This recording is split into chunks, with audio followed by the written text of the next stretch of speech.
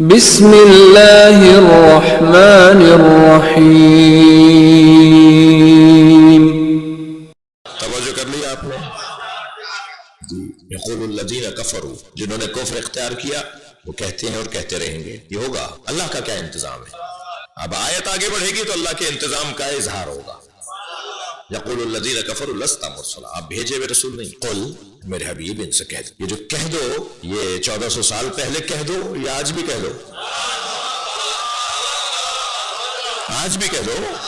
قرآن ہے نا یہ تو پڑھا جاتا رہے گا. اور خبردار، اپنے مطلب کا قرآن لینے والے وہ ہیں جن پہ قرآن لعنت کرتا ہے.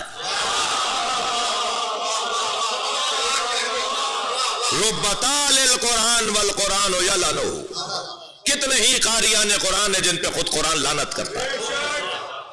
جی، اپنے مطلب کا قرآن، آدھی آیت لینے والے. تمہیں یہ تو نظر آ گیا کہ ایاک نعبد و ایاک نستعین، ہم تیری ہی عبادت کرتے ہیں، تجھی سے مدد مانگتے ہیں. تمہیں یہ نظر نہیں آیا کہ اللہ نے اپنے حبیب سے کہا مجھ سے مضبوط مددگار مانگو؟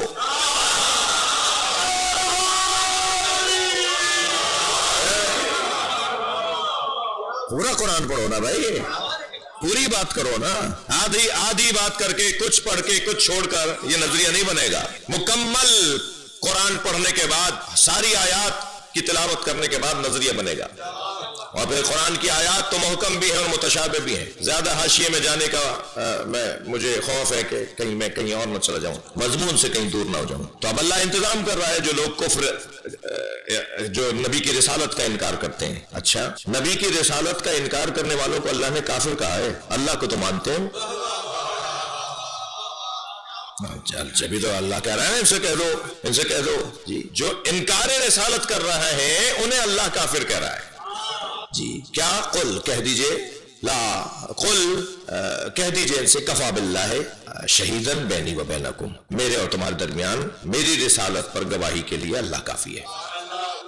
اللہ کافی ہے میری رسالت پر گواہی کے لیے، میرے اور تمہارے درمیان اللہ کافی ہے. اللہ کافی ہے.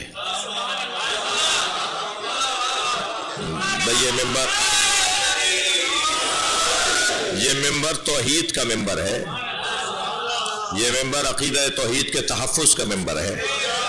یہ ممبر شیعوں کا ممبر ہے، نصیریوں کا نہیں ہے.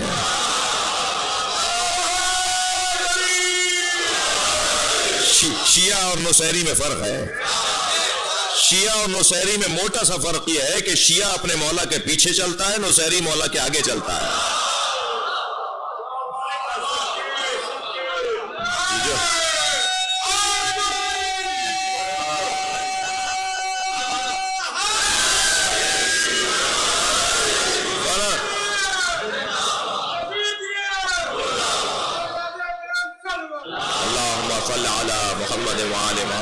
بھئی آپ بلند تر صلوات پڑھ سکتے ہیں. اللہم صل علی محمد. جی، قل، کہہ دیجئے میرے حبیب ان سے کہہ دیجئے، کفا باللہ شہیدن بینی و بینکم، میرے اور تمہارے درمیان میری رسالت پر گواہی کے لیے اللہ کافی ہے. آیت یہاں مکمل نہیں ہے، آیت آگے بڑھ رہی ہے. جی، ومن عنده علم الکتاب، اور جس کے پاس مکمل کتاب کا علم ہے.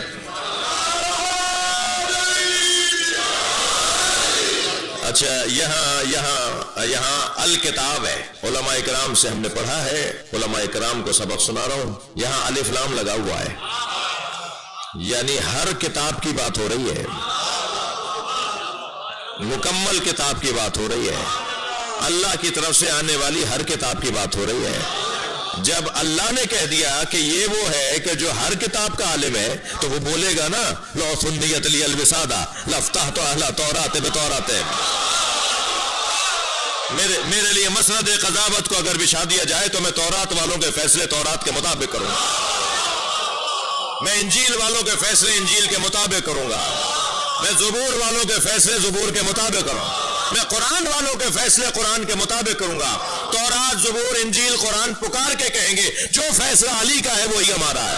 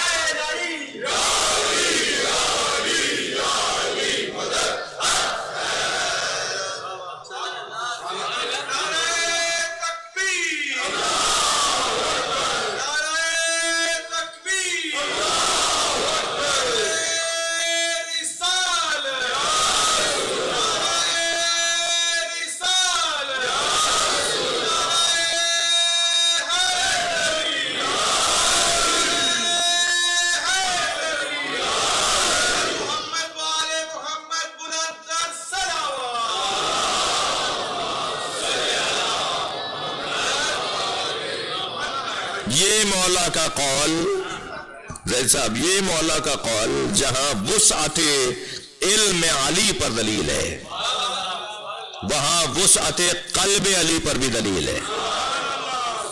فرما دیتے انجیل منسوخ ہو گئی، میں انجیل کے مطابق فیصلے نہیں کروں گا۔ فرما دیتے کہ میں تورات زبور کے مطابق فیصلے نہیں کروں گا۔ علی اپنے قلب کی وسعت کا اعلان کر رہے ہیں۔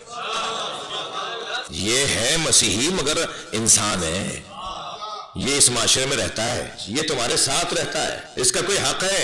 یہ جسے بھی جتنا مانتا ہے تم اتنا تو اسے مانو۔ مولا علی نے دروازہ بند نہیں کیا، قرآن کے آنے کے بعد میں انجیل سے فیصلہ کیوں کروں؟ جی علی مولا وسعت قلب کا اظہار کر رہے ہیں۔ علی کا دروازہ سب کے لیے کھلا ہوا ہے۔ فرماتے مالک تھکے تو نہیں آپ، میں تمہیں جہاں بھیج رہا ہوں تمہارے دو طرح کے بھائی وہاں رہتے ہیں، اما اخ لک فی الدین، یا تمہارا دین میں تمہارا بھائی ہے، اور نذیر لک فی الخلق، اور یا انسان ہونے میں تم جیسا ہونے میں تمہارا بھائی ہے۔ جی لہذا سنی کو سنی سے پیار ہوگا، یہ فطرت ہے، شیعہ کو شیعہ سے پیار ہوگا، یہ فطرت ہے، مسلمان کو مسلمان سے پیار ہوگا، یہ فطری مسئلہ ہے، لیکن انسان کو بھی تو انسان سے پیار ہو۔ جی یہ سارے تعلقات اپنی جگہ، مگر کیا یہ تعلق نہیں ہے کہ یہ بھی تو انسان ہے؟ بس انسان کی بنیاد پر اور انسان کی عینک سے جب دیکھا جائے تو معاشرے کا رنگ ہی کچھ اور ہو جاتا ہے۔ اور یقین جانیے جنہوں نے انسانی قدروں کی بنیاد پر اپنے رویوں کو مرتب کیا، وہ اپنا عقیدہ بھی سمجھانے میں زیادہ کامیاب ہوئے۔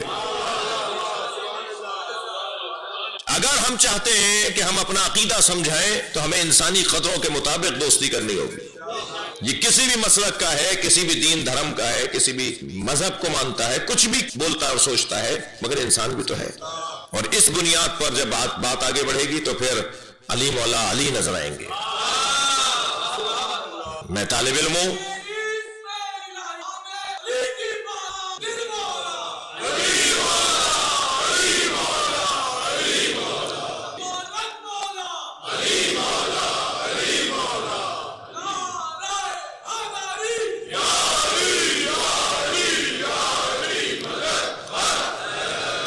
دقت فرمائیں، مولا علی کا خط جو حضرت مالک اشتر کو آپ نے لکھا، عہد نامہ مالک اشتر، جی وہ A4 سائز کے اوپر اتاریں گے تو 3 صفحے تو بنیں گے۔ جی مولا نے اس پورے خط میں ایک آیت سے بھی استفادہ نہیں کیا ہے۔ علی سے زیادہ قرآن کوئی جانتا ہے؟ میں تو اپنی بات کو مضبوط بنانے کے لیے آیت پڑھوں گا تو آپ کہیں گے بھی 2-3 آیتیں پڑھی انہوں نے، جی انہوں نے 2-4 مرتبہ قرآن کی آیتیں پڑھی ہیں تو میری بات وزنی ہو جائے گی کہ صاحب تقریر اس لیے اچھی تھی کہ 2 آیتیں پڑھی۔ مولا کائنات نے اس پورے خط میں ایک آیت بھی نہیں لکھی ہے۔ جی علی سے زیادہ تو قرآن، خود قرآن جو ہو، مولا خود قرآن ہے نا، خود کہا جب سفین میں نیزوں پہ قرآن اٹھے فرمایا کہاں جا رہے ہو؟ میں تمہارے سامنے مجسم قرآن ہوں۔ وہ علی جو خود مجسم قرآن ہو، انہوں نے جب خط لکھا تو آیات سے استفادہ نہیں کیا، حدیثوں سے استفادہ نہیں کیا علی مولا نے۔ اگر مولا نے قرآن کی آیات سے اور نبی کے احادیث سے اس خط کو لکھا ہوتا تو کبھی بھی ہندو اس خط کو نہیں مانتا، وہ کہتا یہ مسلمانوں کے لیے لکھی گئی ہے۔ کبھی بھی عیسائی اسے نہیں مانتا اس خط کو۔ یہ آج 2005 میں کوفی عنان جب اقوام متحدہ کے اندر سیمینار کے اختتام پر وہ خط اٹھا کے کہتا ہے کہ تاریخ شہرداری میں، تاریخ شہر سازی میں، تاریخ حکمرانی میں اگر کامیاب ترین نظام کسی نے لکھ کر دیا ہے تو وہ مسلمانوں کا خلیفہ علی ہے۔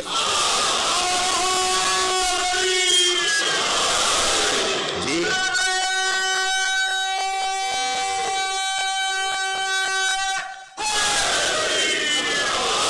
ہندوستان میں راجیو گاندھی اس خط کو چھپواتے ہیں، پاکستان میں جہانداد خان گورنر صاحب اسے چھپواتے ہیں، اور آج بھی CSS کرنے والے اور افسری اور سول سروسز میں جانے والے افسران کو جب ٹریننگ دی جا رہی ہوتی ہے تو اس خط کو پڑھوایا جاتا ہے۔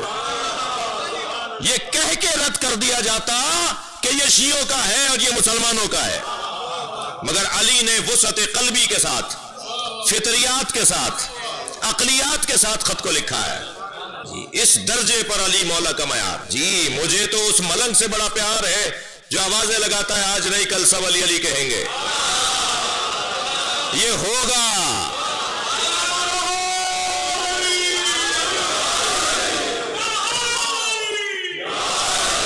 یہ ہوگا، سب کو آنا ہے اسی دروازے پر۔ اگر کہیں آنے میں دیر ہو رہی ہے تو مجھے اپنے اوپر غور کرنا ہوگا کہ کہیں میں خود تو رکاوٹ نہیں ہوں۔ ناراض نہیں ہوئیے گا، کچھ باتیں تو ایسی بھی ہوں گی۔ جی ایک صاحب کہنے لگے جب انہیں ساری باتیں سمجھ میں آتی ہیں تو یہ شیعہ کیوں نہیں ہو جاتے؟ میں نے کہا آپ کی وجہ سے نہیں ہوتے، وہ سوچتا ہے مجھے تو یہ بھی کرنا پڑے گا۔ جی دیکھیے اس سے زیادہ کچھ زیادہ ہو جائے گا۔ ایک صلوات پڑھ لیں محمد والے۔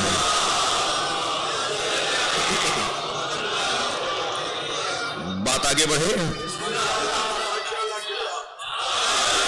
یہ جو اللہ انتظام کر رہا ہے نبی کی رسالت کے منکروں کو جواب دینے کے لیے، قل کفا باللہ شہیداً بینی و بینکم، میری رسالت پر گواہی کے لیے اللہ کافی ہے۔ ومن عندہ علم الکتاب، اور جس کے پاس مکمل کتاب کا، مکمل قرآن کا، ہر کتاب آسمانی کا علم ہے، وہ میری رسالت پر گواہی کے لیے کافی ہے۔ ایک رسالت دینے والا ہے، ایک رسالت لیتے ہوئے دیکھنے والا ہے۔